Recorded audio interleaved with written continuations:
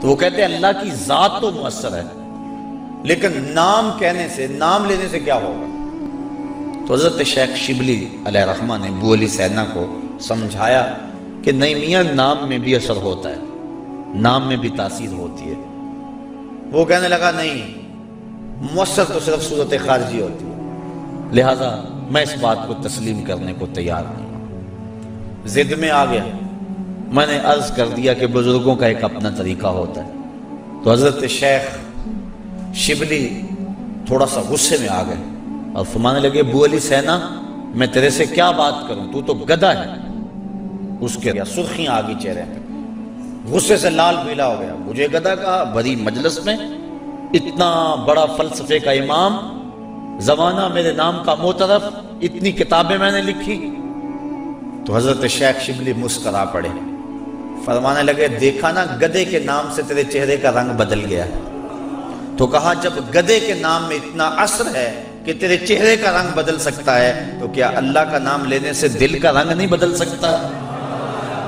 تو اس کا نام لوگے تو دل بدلے گا اور دل قرار پائے گا، دل کو نور نصیب ہوگا، دل کو اجالا ملے گا اس کے بابرکت نام لینے سے۔ اس لیے جب زبان سے بندہ اللہ اللہ کہتا رہتا ہے تو اس کے اثرات اس کے دل پر مرتب ہوتے ہیں، اور کثرت سے ذکر کرنے والا شخص اس کا دل پر نور ہو جاتا ہے۔ بلکہ ہم نے تو تصوف کی کتابوں میں پڑھا ہے، جب کوئی شخص ایک مرتبہ اللہ کہتا ہے، اللہ تعالیٰ اس کی طرف نظر رحمت سے دیکھتا ہے، اور جس کی طرف اللہ تعالیٰ نظر رحمت سے دیکھ لے اس کے 70 گنا جل کے راکھ ہو جاتے ہیں۔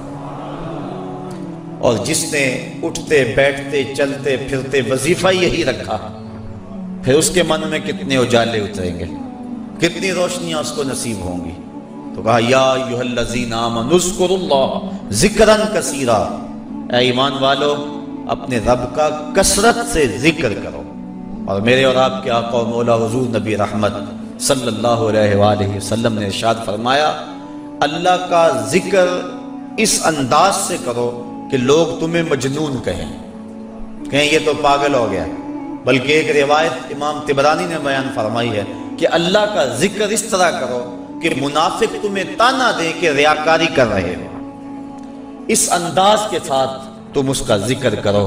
میرے حضور قبلہ عالم فرماتے ہیں اٹھ دی بیندی ٹر دی پھر دی، ستے آنتے جاگ دی، نام جھپ دی روتے کھپ دی، ویخ سر اس راگ دی، نام جھپیاں قرب ملتا، نام دی کر پوری سام، شیشے وچ کستوری جے کر پھر ضرورت کاغ دی۔ تیرے تو سب کچھ اندر ہی رکھا ہوا ہے، تو ذرا غور تو کر، تفکر تو کر، ذرا اس کو آواز تو دیکھ کے دیکھ۔ تیرے من سے آوازیں نہ آئیں تو کہنا اندر بوٹی مشک مچایا اتے جان پھلن تے آئی ہو۔ تو نے در در کیا جانا ہے، سب کچھ تو تیرے اندر رکھا ہوا ہے۔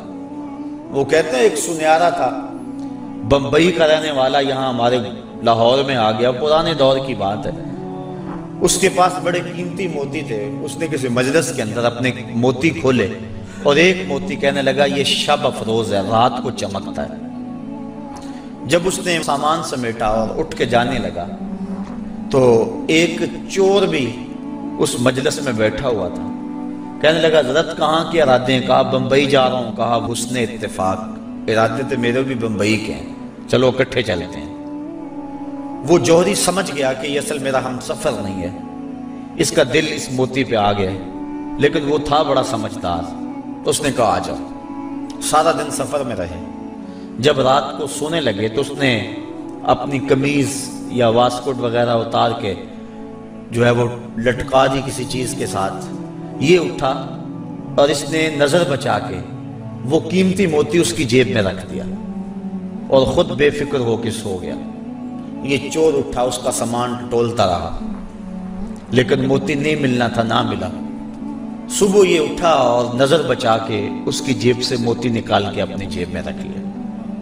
ناشتے پہ بیٹھے کہنے لگا یار وہ تمہارے موتی کی رات کہیں چمک شمک نظر نہیں آئی؟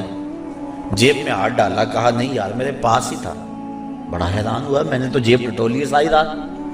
اگلے دن اس نے سوچا چلو آج میں مزید کوشش کروں گا۔ اس نے پھر وہی کام کیا، نظر بچا کے اسی کی جیب میں رکھ دیا۔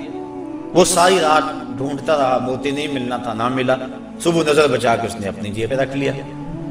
صبح ناشتے پہ پھر بات چلی، یار وہ آپ کہتے تھے رات کو چمکتا، اس کی کچھ چمک شمک نظر نہیں آئی۔ کہا یار میری جیب میں ہی تھا۔ 2-4 دن ایسے گزرے۔ ایک دن اس نے عزم کر لیا کہ شاید وہ بغل میں رکھ لیتا ہے، منہ میں رکھ لیتا، کہاں رکھتا، آج تو اس کو میں بیدار بھی یہ ہو جائے تو میں پھر بھی یہ وہ موتی اس سے لے لینا۔ وہ اس کے پاس سے پلٹتا رہا، لیکن وہ مست ہے، اس کو پتا ہے موتی محفوظ جگہ پہ۔ اور صبح اٹھا، نظر بچا کے موتی اپنی جیب میں ڈال لیا۔ اس نے پھر بات کی، اس نے کہا کہ یار وہ میرے پاس ہی تھا۔ اس نے کہا میں آج سچی بات بتاؤں، میں تیرا ساتھی نہیں تھا، میں تو تھا چور، میں تو چور تھا، اس موتی کی غرض میں تیرے ساتھ ہو لیا تھا، لیکن آپ تو میرے بھی استاد نکلے۔